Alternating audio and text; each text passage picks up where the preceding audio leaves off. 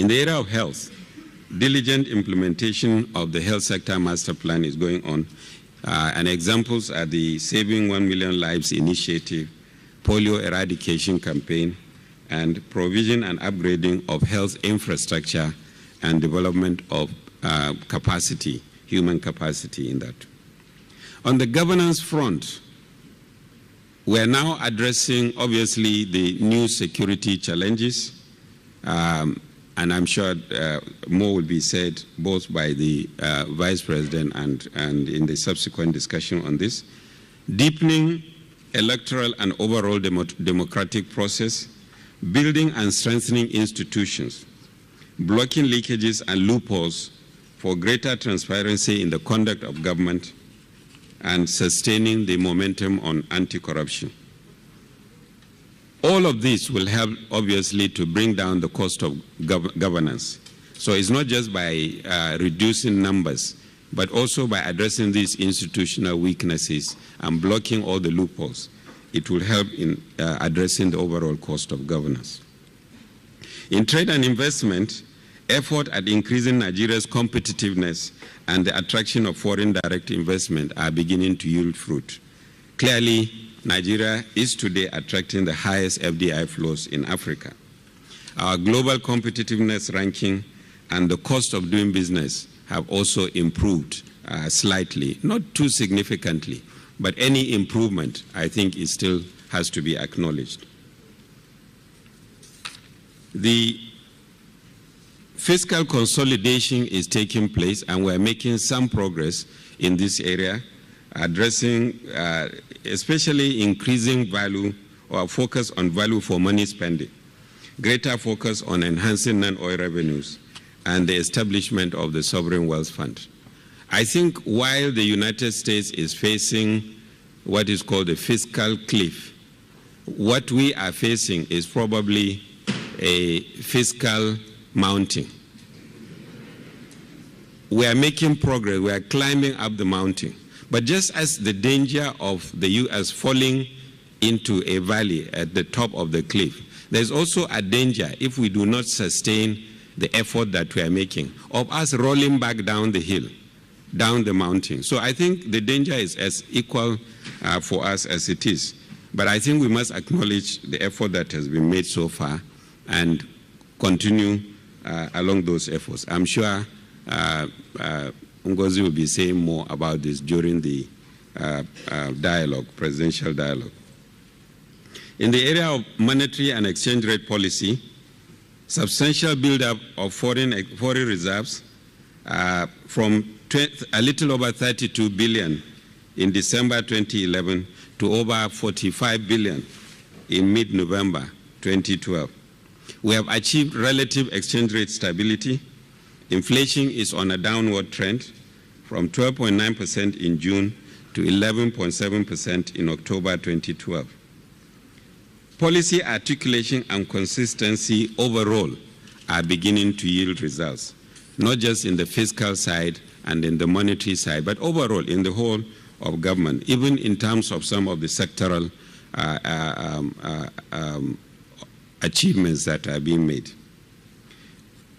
Monitoring the transformation agenda, monitoring and evaluation is essential for effective implementation of the transformation agenda.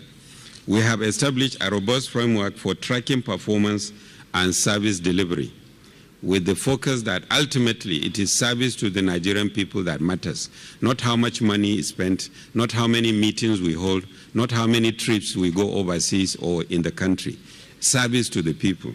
And therefore, ministerial scorecards in detail have been prepared, and the ministers are diligently working to try to achieve the key KPIs, key performance indicators.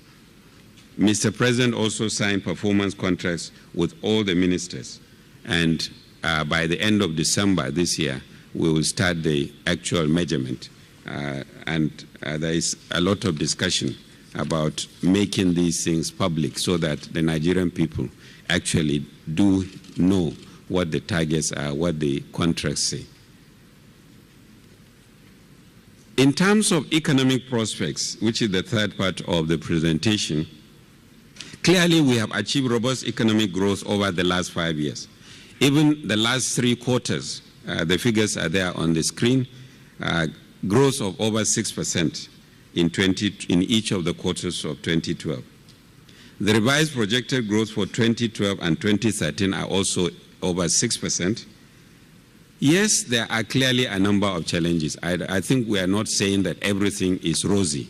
There are a number of challenges.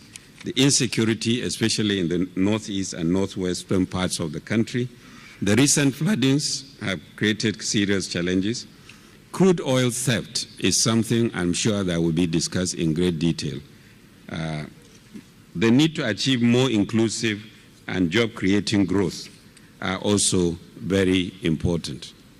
But we also have a number of great advantages for the country.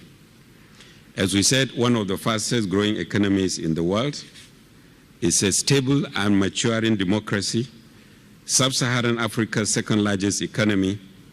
The demographic advantages that Folusho was talking about, that if we harness them properly, they could turn into an advantage rather than a disadvantage.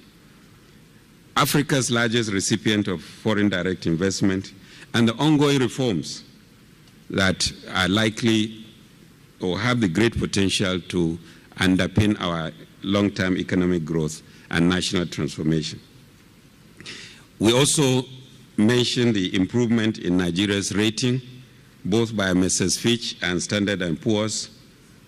Moody's also, and unsolicited, came along and validated the ratings by the 2 other agencies. And other institutions, such as Renaissance Capital, Barclays, JP Morgan, and several others, all showing positive prospects for Nigeria. Other things, not just GDP, not elections, are the successful conduct of elections by INEC in 2012. Elections in 3 states which have received widespread domestic and international commendation.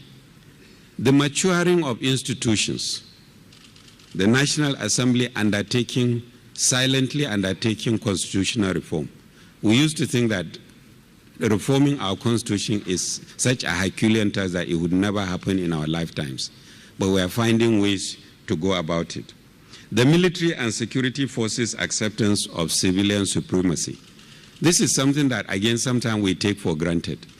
I was at the National Defense College giving a lecture last month, and one of the things to the colonels and above, I say, if any of you is thinking of any coup, perish the thought. And clearly they are not, because you can see from the topics that they are discussing, they are all the sort of topics we are discussing here, how the military can best assist civilian rule and the progress of the country. Now, what role for the private sector? Clearly, a large element of the private sector is still subject to a lot of suspicion and skepticism of what is happening in government. That's why a forum like this is always very useful. And the positive role that the NESG has played here should be acknowledged to gain greater understanding and reduce this suspicion and understand that we are all in the same boat and we need to move together. For those who are still doubting and standing aloof, the train has left the station. So it's either you rush and come on board or you get left behind.